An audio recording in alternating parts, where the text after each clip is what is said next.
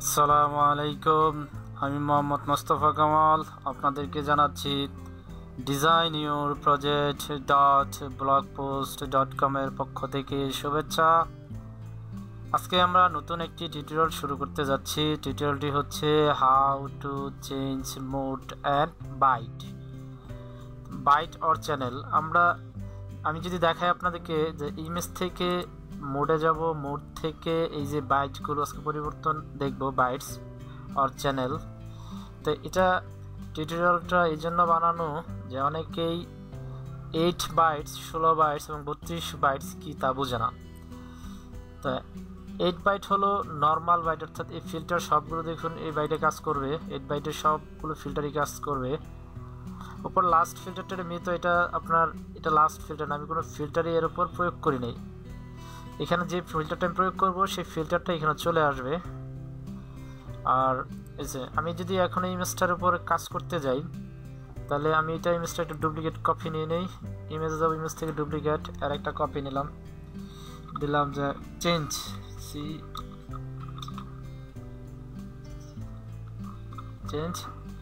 Bytes change bytes দিলাম, দিয়ে ওকে করলাম।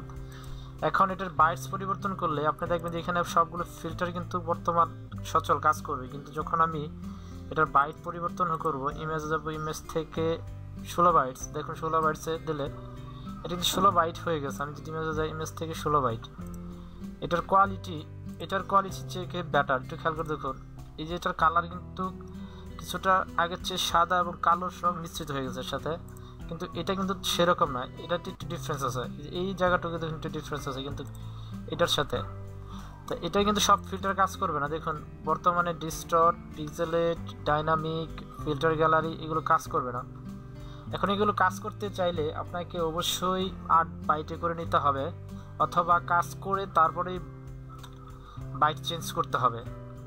অন্যথায় আপনি এটা যদি একবার পরিবর্তন করেন তাহলে কিন্তু আগের ইমেজ, আগের যে কালার রেজুলেশন তা কিন্তু ফেরত পাওয়া সম্ভব নয়। এই জন্য আমি বলবো প্রথমে এটা একটা কপি নেবেন, কপি নিয়ে তার উপর কাজ করে তারপর এটার উপর বাইট চেঞ্জ করবেন, অথবা আগে কাজ করে তারপর বাইটস চেঞ্জ করবেন।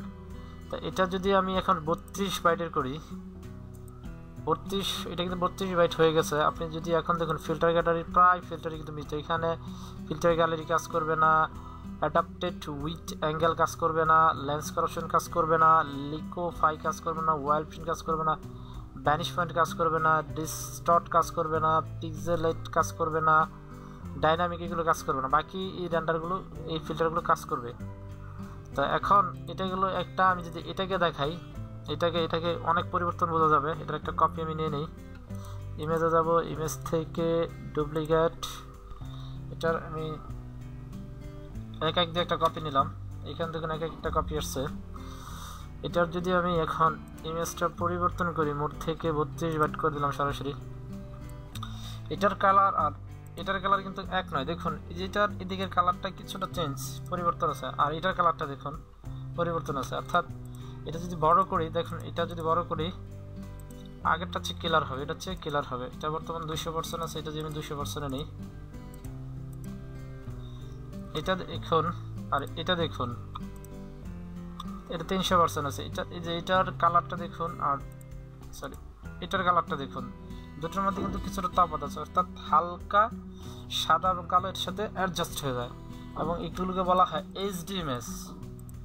আপনারা যে এইচডি ইমেজ খোঁজেন এগুলোকে বলা হয় এইচডি ইমেজ। তাই এইটা কাজ করার আগে আমি আবার বলতেছি, যখন আপনি কোনো ফিল্টার প্রয়োগ করবেন তখন কিন্তু 8 বাইটে থাকলে ভালো। যদি 8 বাইট না থাকে, 32 অথবা 16 বাইট থাকে, তাহলে কিন্তু এটা আপনার ঝামেলা হবে, আপনি সব ফিল্টার কাজ করবে না। যেমন এটার উপর সব ফিল্টার কাজ করতেছে, কিন্তু আমি যদি এই ইমেজটার উপর যাই, একই ইমেজ, শুধু খালি বাইট চেঞ্জ করার কারণে দেখুন এখানে কিন্তু ফিল্টার কাজ করতেছে না।